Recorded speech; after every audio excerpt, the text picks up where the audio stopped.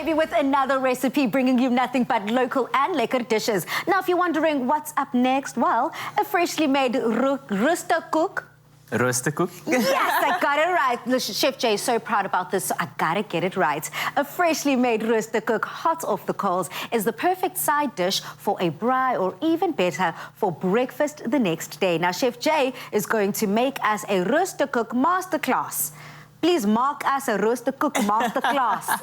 Well, Pali, we've got our griddle pan here on a medium to high heat. I think what I'm going to do is, to start us off, I'm going to put some that we've made ahead of time on there. Yes. Give that a bit of time to spring up and, you know, dance. But one thing I will tell you is, if you come into my house for braai, there will always be Roosterkoek. What is a Roosterkoek? I think you might have touched on it and spoken about it in our other shows, but I don't think I've actually enjoyed one. So a Roosterkoek is basically a bread that's made on hot coals, right? So rooster is basically, you know, talking about this bad boy over here. So this is sort of what you would cook a rooster brood or cook on a braai. So this is what we'll probably be using on the braai, but we're obviously using our griddle pan, which works just as fantastic. Now, Roosterkoek or roosterbrood, you might be wondering. So people call it different things.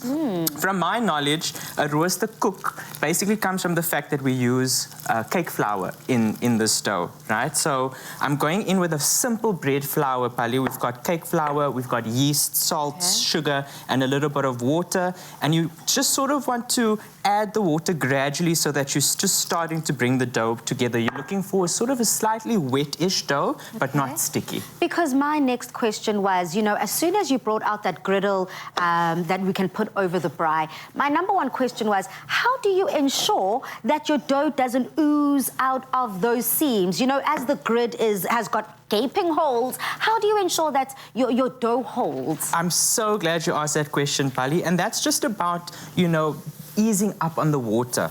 So even if the recipe calls for, you know, 2 cups of water, start with half the quantity and then work your way up, and then you can always just take an extra bit of flour over your dough just to incorporate it and make sure that you've got the right consistency. So I'm just going to work this ever so slightly. Yeah, the importance is in that consistency then, just to make sure that you don't get something that ends up becoming a disaster on your braai, and also something that holds. Now, I do believe you can enjoy a Roosterkoek in a sweet application and a savory application.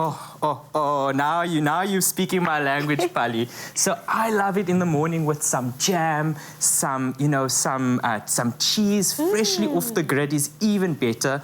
And I'm just going to wash my hands quickly, Pali, and I'm going to show you a dough that I have prepared earlier. So if you just give me a moment. Now, I'm actually wanting to try it in exactly the way that you said. I mean, I love my scones like this. Like first thing in the morning, having a beautiful scone with a lovely fresh jam with cheese on the top, for me is iconic. I love a good sweet and savory combination. Love it. I'm going to set up my taste tester exactly in that way. And it's sort of also a nice idea to have it as an appetizer while you know, everyone's waiting anxiously around the braai for the meat to come off.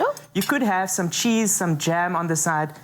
A great appetizer. So I'm just going to show you the dough that we've made earlier, Pali. You can see it's lovely and soft.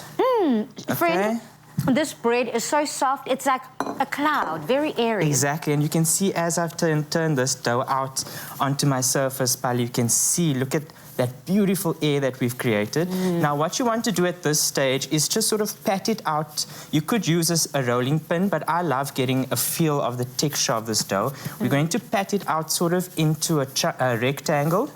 And that just helps you portion it out evenly. There's no real traditional way of shaping. I'm just going to give it a stretch. So, but traditionally, you will probably find that most people will get it into a sort of a square shape. Are you going to help us turn those bad boys? I'm going to help you turn them just so you can see the browning. Hopefully, you haven't burnt them. There we go. The thing is with these Roosterkoek, Pali, they are so robust, they can handle quite a bit of heat. Yeah, because I was actually worried. I did not know what to expect when I turned these over, but they're not nearly as brown as I thought they'd be. And what I also love to do, Pali, a lot of people think that adding flour is going to cause them to burn. Flour actually acts as a heat protector. So the more flour you get onto your little pieces of Roosterkroot or Roosterkoek before you get it onto the braai, the less chance you have of them burning. So they kind of look to me go. like Portuguese rolls. Lovely. I mean, look at that jiggle that we've got over there. So we can place those over. And what's really nice is that you can actually sort of stack them up so that they cook on all sides. And they'll be done in probably about 5 or 6 minutes. We definitely appreciate that masterclass. Thank you so much, Jay. But let us get Utomi in because we're about to play a very fun and might be challenging trivia game.